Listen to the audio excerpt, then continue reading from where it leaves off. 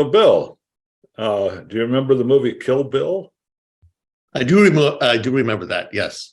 Yeah, that came out in October 2003. And I remember when I saw it at the end when they enter the House of Blue Leaves, to go after Lucy Liu, and there is a band on stage, a trio of Japanese women playing some garage rock, some pretty nice stuff. It was called the 5, 6, 7, 8s.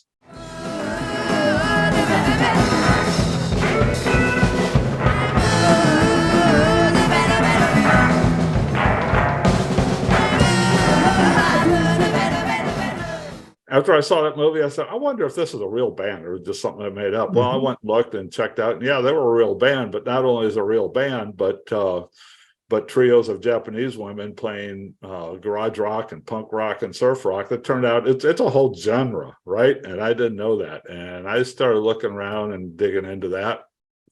And during that process, I learned of this band called Shonen Knife, which is a trio of Japanese women who have been around since 1981.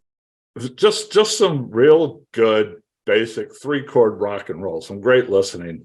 I asked Bill if he'd heard of this band before, and Bill said yes, he had. He knew of them, but Bill did not know the one album from 2011 that they recorded called Osaka Ramones. And I thought Bill needs to listen to this because this is Shonen Knife recording an album of strictly cover songs of Ramones. Let's go! Hey, ho! Let's go! Hey, ho! Let's go! Hey, ho! Let's go!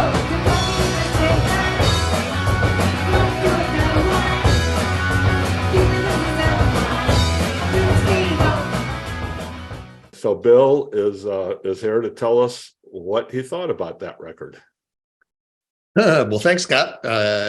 Yeah, when you had assigned me something by Shonen Knife, I was eager to listen to them because as you said, they've been around since '81, but I hadn't heard of them until about 1992, and they kind of got a good deal of attention because they toured opening for Nirvana because Kurt Cobain was a really big fan, and he wanted to get them on the tour even before this was the Nevermind tour. So this was the one that really broke Nirvana globally, and they were a very, very interesting group because it's a trio, as you said.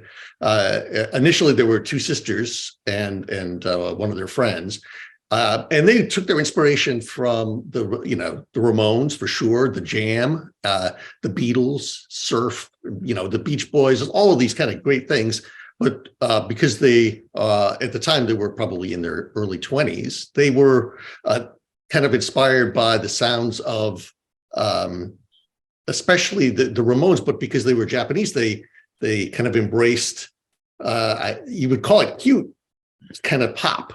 Except it was, put in this blender and then processed, and the outcome was, songs about crazy, crushes and junk food and all kinds of, things that are, kind of like J-pop sort of things, but they sound like they're being recorded in a garage by a group that is really infatuated by early punk stuff. So when you gave me this assignment, I was eager to check them out. I hadn't really heard too much from Shonen Knife, but they've been active, as you said, today, a new album that I will listen to. I hadn't really paid much attention. And so I listened to this because, it is essentially, they're calling themselves on this album, really the Osaka, where they're from, Osaka Ramones. And they sound like the Ramones if they were, instead of 4 guys from Queens, they were 3 women from Osaka, Japan, singing. Although I think they can speak English. I know Naoka, who is the lead singer and really kind of the driving force, speaks English. But she says that she doesn't really want to speak perfectly because she wants to kind of retain this notion of, it's a Japanese band doing songs in English. So anyway, does the world need a band, any band, doing covers of Ramones songs? Probably not, because the Ramones, even in their best days, they had like a real chunk of great stuff, And then they became a band playing Ramones songs. There was no way to escape it. Anything other than a Ramones song was not a Ramones song, but there was only so many of those kinds of songs you can really write and take. You can't really accept too much.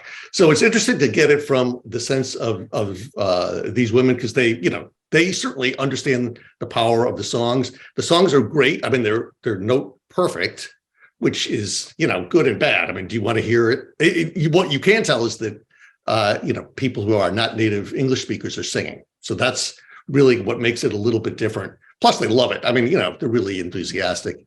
I forget who the producer is, but he's, believe it or not, the guy is in the Goo Goo Dolls, which is not really what you would consider a strong recommendation from me initially. But he produced this thing great. It sounds like a great Ramones record sung by Japanese women. Now, here's the trick to me is, like, a lot of bands can sound like the Ramones, but not a lot of bands can sound like Shonen Knife. So, I give them credit for doing this. It's not necessary. You don't really need to listen to it except as kind of a treat. But if it's your gateway into listening to Shonen Knife, it's a great way to do it. I would heartily recommend it.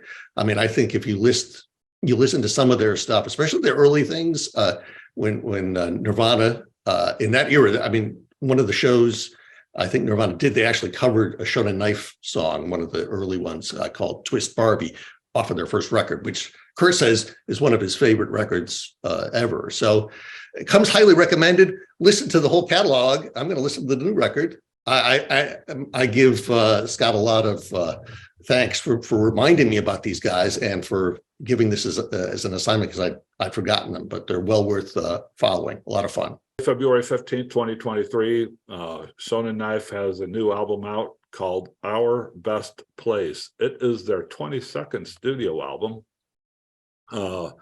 They are essentially celebrating their 40th anniversary, and actually Osaka Ramones, it started out as a 5-song EP that they recorded when they were in New York, touring in New York. And then when they got back home, this woman who was the lead singer and sort of the driving force of the band, she said, well, no, we're going to celebrate our 30th anniversary at the time, and do a full album of Ramones covers, because this is where we came from. Right? And that's what this is, Osaka Ramones. It's a great gateway into this.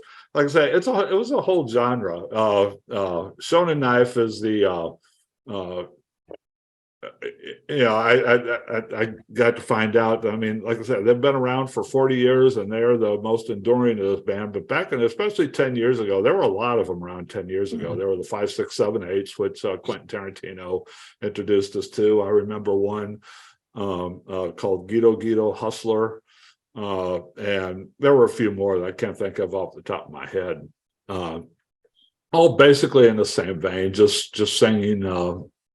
Some people might call it punk rock. I call it garage rock, because they're not really this punk aesthetic about it. They're just, but they're just out there trying to make a living singing this stuff. A lot of them, and I know the 5, 6, 7, 8s that were in Kill Bill. In that movie, they sang a song called "Walking Like Jane Mansfield" or something about Jane Mansfield. And it turns out that they did not speak any English, so they learned these lyrics phonetically, so they had no idea. Yeah, I mean, I think it's there's a strong strain in Japanese pop culture, of embracing different kinds of things, and so Shonen Knife was first, the 5, 6, 7, 8. So they're kind of inspired by Shonen Knife. They got formed, I think, in the mid 80s, and their aesthetic is a little different. Shonen Knife is more that 60s, and then punk pop kind of stuff. Shonen 5, 6, 7, 8 are more like girl group bouffant kind of 50s, 60s, but still a garage rock sound. So it's a kind of a different thing. And I think they have a couple of sisters in their group too. I think that's how it starts a lot of times. This is a great genre. If you're just into that, just real basic rock and roll, you should check this out. I think you would enjoy this. You'd find a lot to like. Shonen Knife, 5, 6, 7, 8s, Geezerology Hustle, a few others I can't remember.